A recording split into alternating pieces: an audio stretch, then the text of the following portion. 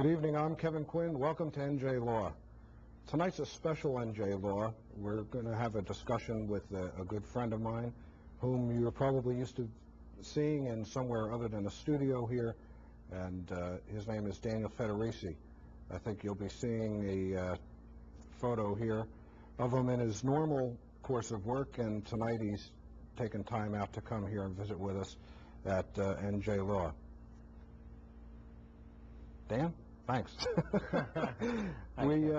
We did a lot of speaking, folks, about this, and Danny and I have known each other for a while, and the thing is, I know we've had a hectic couple of weeks. I know you've been getting ready for the big move out to California, everything from packing stuff at home to running back and forth up to New York. We went one day and spent several hours. And in our talking, I guess I wanted the people here to understand that the abuses and just about anybody can get into trouble, I guess is what our message is. And to start that off, maybe we could talk a little bit about one of the things that we spoke about and wanted to do before he left very soon for California. He's moving on to a different locale to proceed with his music career. One of the things we wanted to do is speak to you a little bit about something very close to both of our interests, and that's folks that get into trouble with substance abuse. And the reason we wanted to speak about that is it's awfully important. Danny and I both know people who've been involved.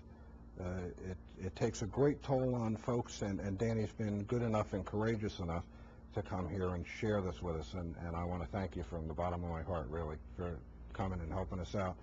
And the thing is, I know we've had a hectic couple of weeks. I know you've been getting ready for the big move out to California, everything from packing stuff at home to running back and forth up to New York. We went one day and spent several hours.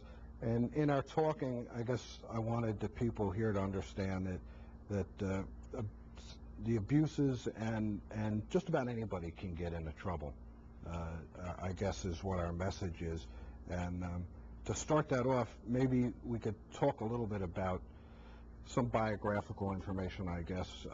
Folks who are tuning in now are used to seeing police chiefs and prosecutors and medical examiners and just about anybody else involved in law enforcement sitting across the table from me, and not too often rock stars.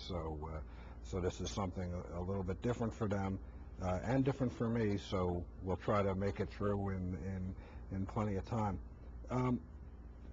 Danny, we know that you don't know anybody that sells pizzas in Freehold. No. Okay. I can't get you a deal on a pizza. So maybe we could start from, where did you grow up? I grew up in Flemington, New Jersey, and I guess around 17 or 18 I started coming down to the shore, and I guess the ocean kind of kept me here, and started making some musician friends and hanging out late and playing music at the Upstage Club, and I just sort of ended up staying down here. I guess we could speak a little bit, it wouldn't be jumping off the track too much. Musically, and as your music career proceeded, when you started playing down here in the Asbury area, what types of bands were you with, or were you always with the E Street Band? No, I had a lot of bands. When I was in Flemington, I had a couple different bands. I had a band called The Legends. We had one called The Crickets. We were very, very young, and we did a lot of high school dances. And then when I came down to the shore, Gary Talent and I were playing in one band, and then some other guys would be in another band called the Jaywalkers, and some people that would play at Student Prince. Mm-hmm. These are all the different clubs that used to be in Asbury Park. And certainly aren't now. Yeah, so at somewhere around 2 o'clock in the morning, all the musicians would leave these clubs and come over to the Upstage Club, and we'd all get together and play the kind of music we like to play until 4 or 5 o'clock in the morning. And that's, I guess, is that where the start of the E Street Band? Well, E Street Band really came much later. It was Vinny Lopez and I had seen Bruce play at the Upstage Club one night, and we found out that he played in this band called the Castiles. So we went to find him and asked him if he wanted to be in our band, start a band. And so we got him out of Castiles, and we started a band called Child. And then we had another band called Steel Mill with Steven Van Zandt, who was the bass player. And make a long story short, that band, we kept it together for about a year or two, and then it didn't seem to go anywhere. And Bruce, went on his own and had his 10-piece band, and we all went out and did our own things. And he ended up with a record contract from CBS years down the road, and then brought everybody back together. And then I guess the rest is history, as they say. Yeah. I may look a little tired today. I'm just in box land. I've been boxing my tail off. Everything that you can think of. Yeah.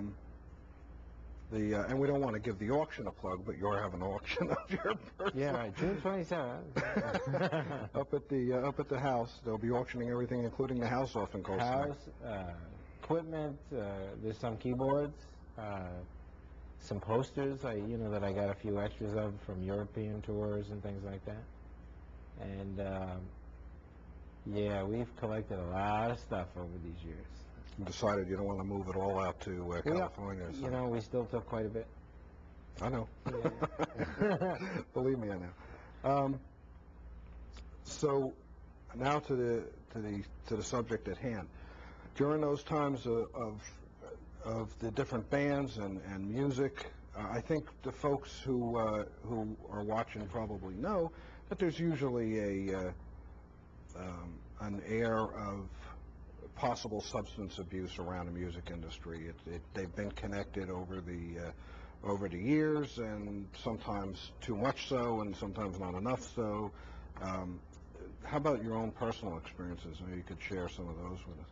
Yeah, I know. Opposed to the doctors or the lawyers, who people never expect to have drug or alcohol problems, we tend to get typecast because of the scene that we're involved in.